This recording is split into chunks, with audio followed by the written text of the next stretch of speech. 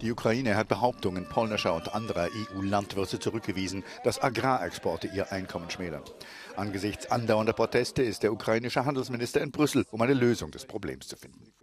Poland and Ukraine are very particular neighbors in terms of agriculture, because in comparison with other neighbors, we have intensive agricultural trade in both directions. Sometimes the products that are subjects of complaints of EU farmers are the products that are as well exported to Ukraine even in bigger amount, like for poultry, for example, because we export to Poland only 4,000 tons, and we purchase from Poland 40,000 tons of poultry. So we are net importer of poultry from Poland. But this paradox is in the statistics, but not in the minds of farmers who believe that Ukraine is a source of problems for Polish agriculture. So is it fair to say that a lot of the protests or the protestations from farmers in Poland and Slovakia and so on, I mean, it doesn't stand up to scrutiny, essentially, that the problem isn't as bad as they're making it out to be and can easily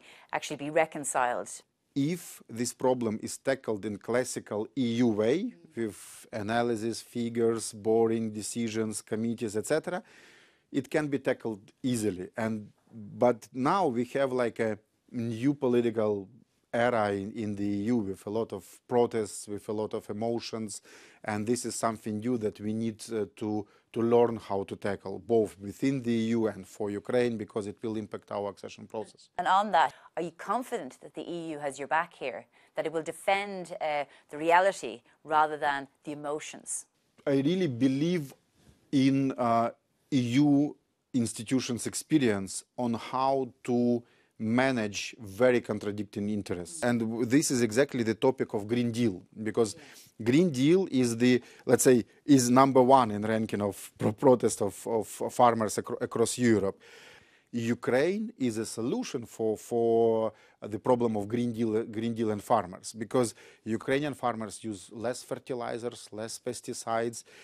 We have more land that can be free, as it was proposed within Green Deal. So this 4% of land that should be, let's say, less used for agricultural purposes. So if you include Ukraine into this equation, you can be surprised that the goals of climate policy as proposed by the EU and the interests of farmers can be, let's say, equalized and can be balanced. Okay, Minister, thank you very much for joining us this morning.